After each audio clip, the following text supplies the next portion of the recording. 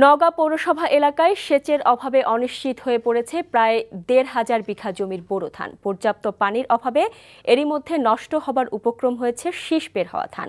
সেচের পানির জন্য ব্যবহৃত ক্যানেল সংস্কার কাজে বন্ধ থাকায় এই অবস্থার সৃষ্টি হয়েছে বলে অভিযোগ কৃষকদের।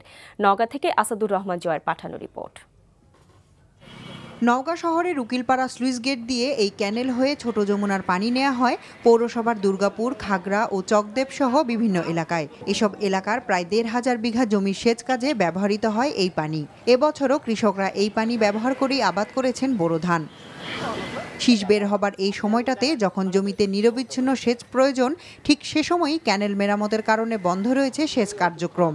এই অবস্থায় পানির অভাবে অনেক এলাকায় ফেটে গেছে জমি, নষ্ট হচ্ছে ধান। সমস্যা ওই ড্রেন খোঁড়ার কারণে আমাদের এই স্ক্রিনত পানি আসছে না, ধানে ফেটে গেছে, ফেটে যাওয়ার কারণে ধান নষ্ট হয়ে যাচ্ছে, আমরা পানি পাচ্ছি না। আমরা চাইতেছি যে ড্রেন নির্মাণ ওটা বন্ধ রাখুক, আমাদের ধানটা তো মনে করেন যে বাঁচান লাগবে, আমাদের ধান তো করতে হবে। তাড়াতাড়ি পানিটা পাওয়া যায় তাহলে কিছু আবাদ উঠবে আর কিছু এমনি মারা যাবে। এখনই সেচের ব্যবস্থা করা না গেলে উৎপাদন ব্যাহত হওয়ার আশঙ্কা করছে স্থানীয় কৃষি বিভাগ।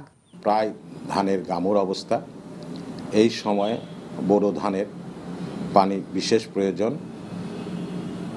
এই পানি স্বল্পতা থাকলে বোরো ধানের ক্ষতি হতে পারে।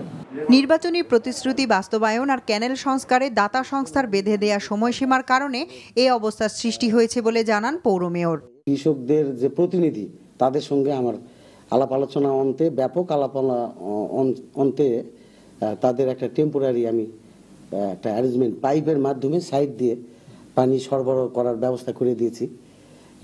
এতে করে আর কোনো সমস্যা থাকবে না। ধানের আবাদ নিশ্চিত করতে দ্রুত বিকল্প ব্যবস্থায় সেচ কাজ শুরুর দাবি কৃষকদের। NTV news desk.